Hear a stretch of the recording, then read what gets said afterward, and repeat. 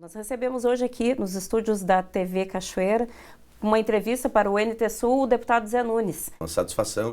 É muito bom estar aqui na cidade, uma cidade que nos acolhe muito bem sempre. Né? Os cachoeirenses são muito acolhedores e receptivos. Com certeza. Né?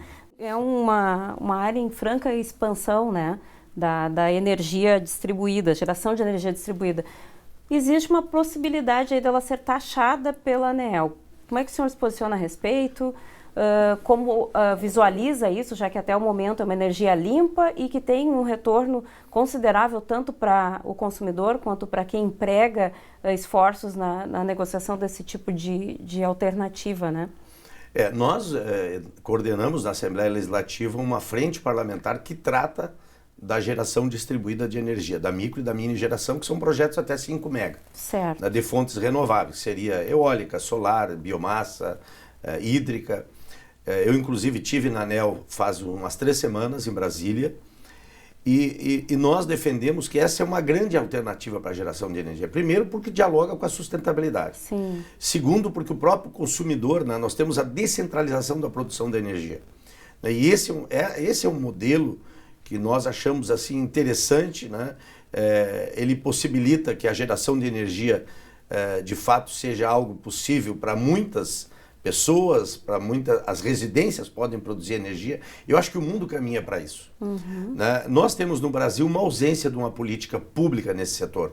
O Brasil não fez uma reflexão profunda e estabeleceu uma política, qual o espaço que a geração distribuída tem, né, dentro do sistema de produção energética do país. Isso não foi discutido. Sim. O que nós temos em 2012 é uma resolução da ANEEL pelos acordos internacionais, principalmente relacionados à questão da emissão de poluentes, né, os compromissos que o Brasil assumiu naquela época, né, passou-se então a tomar algumas medidas no que diz respeito a incentivos de crédito, lá no governo da Dilma ainda, né, programas no BNDES para incentivo a crédito, para prédios públicos, hospitais, e ao mesmo tempo a ANEEL fez essa regulação, essa espécie de regulação através de uma resolução. Então tudo que nós temos no Brasil, em termos legal, para regular essa produção, é a resolução da ANEEL. Apenas. E o que acontece? A ANEEL estabeleceu um prazo para fazer a revisão dessa resolução. E o que nós estamos muito preocupados? Porque a modelagem, a ANEEL apresenta na sua consulta pública, tem um processo de consulta pública aberto na ANEEL.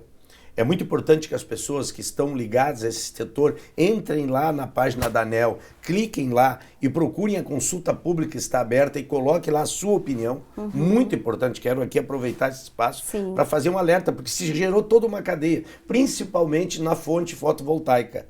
Nós tivemos uma redução de 43% do custo das placas fotovoltaicas nos últimos 7 anos. Então, hoje permitindo que mais pessoas tenham acesso a essa mais pessoas alternativa. tenham acesso. É um mercado que se formou, que ele é crescente, né? Cada vez nós temos, quanto maior o volume de utilização, menor o custo para a implantação. Isso está dando um ponto de equilíbrio cada vez com menos tempo. E se tornou algo muito interessante, uma cadeia produtiva hoje em torno da geração fotovoltaica. O que acontece?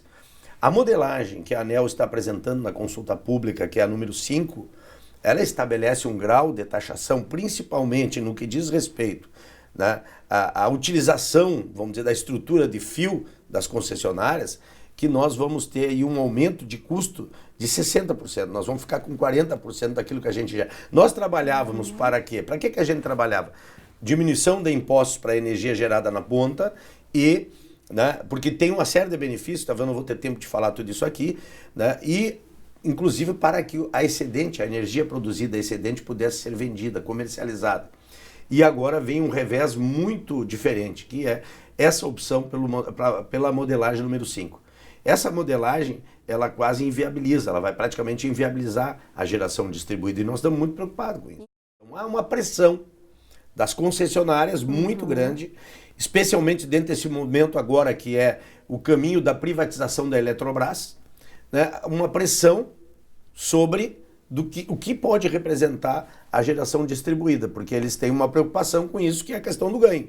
Então, aí tem que entrar o governo, nesse momento, se quiser que o Brasil continue avançando nesse setor, chegou a hora do governo se apresentar e estabelecer o que o país de fato quer e estabelecer uma política. É isso que nós precisamos. Senão, se nós ficarmos reféns da resolução da ANEEL e ela ficar nesse formato que está se configurando, nós vamos ter a inviabilização desse modelo de produção de energia. Deputado, o senhor coordena um grupo de trabalho a respeito da cadeia produtiva do leite.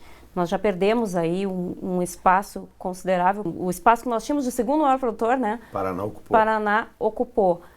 É difícil fazer um panorama dessa dificuldade que o setor da cadeia produtiva do leite vem sofrendo há bastante tempo e novas regulamentações parecem inviabilizar ainda mais esse trabalho. Como é que vocês têm trabalhado isso dentro da Assembleia Legislativa? Eu diria assim, tu disseste, né, o Paraná ocupou, eu diria que é pior ainda, né, porque é nós que não fizemos a nossa parte. Né, e, não mantivemos o nosso posto. Não mantivemos. Na verdade, o Rio Grande do Sul é que abriu mão, né, de fazer a sua parte e aí, obviamente, quem faz leva ao lugar. Então nós, historicamente, o Rio Grande do Sul tem hoje um parque industrial instalado para processar quase 20 milhões de litros de leite por dia. Essa é uma atividade que ela está presente em quase todos os municípios do estado do Rio Grande do Sul. 95% dos municípios do estado do Rio Grande do Sul têm atividade leiteira com significado econômico. Né? Tem pessoas que vivem dessa atividade. Essa é uma atividade que descentraliza recurso, que gera receita para as prefeituras, renda para as famílias, ativa o comércio, porque a produção de leite ela é muito dialoga com a história do Rio Grande do Sul, que é um estado de muita agricultura familiar, com muito processo de colonização. Então, ao longo das últimas décadas, se evoluiu para isso. O que acontece, né? Há 6 anos atrás se instituiu aqui no estado uma política de estado para o leite, se criou um fundo, se criou um instituto, se criou um programa chamado ProDeleite, né? Bom, e nós viemos perdendo terreno em várias questões. Para mim, a mais importante que eu quero ressaltar é que o Estado abriu mão de pensar o que quer com a atividade leiteira no estado do Rio Grande do Sul, frente aos desafios e às dificuldades que o setor enfrentou. Primeiro, a Operação Leite Compensado, que se ela foi importante no sentido de apurar fraudes, ela foi negativa no sentido de fazer uma propaganda para o Brasil e para o mundo que o leite do Rio Grande do Sul era um leite de baixa qualidade, um leite adulterado, como se o leite do Rio Grande do Sul fosse o pior leite. Em São Paulo e Rio de Janeiro tinha supermercado que tinham placas dizendo assim, aqui não trabalhamos com leite gaúcho. Imagina um estado que vende mais de 60% da sua produção para fora do estado do Rio Grande do Sul, nós somos um estado exportador internamente no país de leite. O que isso significou ali foi o primeiro momento de fragilização. O segundo momento de fragilização foi quando o governo do estado estabeleceu 2 decretos que incentivavam toda a importação de leite do Mercosul, do Uruguai, pelo Rio Grande do Sul. Numa lógica e uma estratégia fiscal, o Estado estabeleceu um processo que foi muito nocivo à cadeia produtiva, porque nós vendemos para os estados de fora. E isso acabou prejudicando, tanto é que nós fizemos todo um trabalho, conseguimos provar que isso fazia muito mal e o Estado abriu mão. Então, quer dizer, um dos decretos foi revogado e o outro está suspenso. Então, esse foi um outro momento de enfraquecimento. Né? E agora com a destruição, que eu diria assim, de uma política de Estado para o leite. Né? O enfraquecimento do Instituto Gaúcho do Leite, a não aplicação dos recursos do Fundo Leite é um motivo que também não deixa o Estado atuar. Inclusive, tem um grande debate nesse momento que nós estamos continuando, vamos ter uma audiência no final do mês na Assembleia, vai ser uma audiência muito forte, questionando, né, inclusive algumas entidades do setor que acabam vendo prioritariamente seus interesses individuais enquanto segmento do que o interesse de toda a cadeia. E aconteceu isso que tu dissesse. E por último agora as instruções normativas do Ministério da Agricultura que estabelece novas regras de uma hora para outra e que muitos pequenos e médios produtores que moram em regiões distantes com problema da estrada, problema de energia, não vão conseguir atingir aquilo que está sendo demandado por essas instruções normativas e muitos cairão fora. Esse processo todo resultou nesse dado que tu falasse. Perda de 35 mil famílias e perdemos a posição para o Paraná. O senhor não entende que ao mesmo tempo em que se percebe essa dificuldade aí após a Operação Leite Compensado, deixa muito claro que as entidades vinculadas à vigilância sanitária e às inspeções são muito rigorosas e por isso garantem a qualidade do que nós consumimos aqui no Rio Grande do Sul? Não, com certeza. Eu não tenho dúvida da qualidade, sabe, do produto gaúcho. né? Eu acho que alguns casos que apareceram e também acho que teve alguns casos, é opinião minha, e eu não falo só como deputado, eu falo como engenheiro agrônomo, falo como sócio de uma cooperativa que tem 2 indústrias de leite e que a vida inteira lidei com esse produto, né? Eu acho que houve um certo exagero na promoção do lado negativo, né? O que era uma coisinha pequena se transformou numa coisa gigantesca. A Justiça determinou uma suspensão dos direitos políticos por 3 anos em função de uma decisão sua e quando ainda prefeito, né, na contratação, a princípio por dispensa de licitação, né, de um escritório de advocacia. Como é que está esse processo? Como é que o senhor se posiciona a respeito disso? Que estratégias pretende utilizar para se defender? A sua vida política fica de que forma depois disso? Não, na verdade, assim, né, nós temos uma decisão de primeira instância, né, num processo de uma denúncia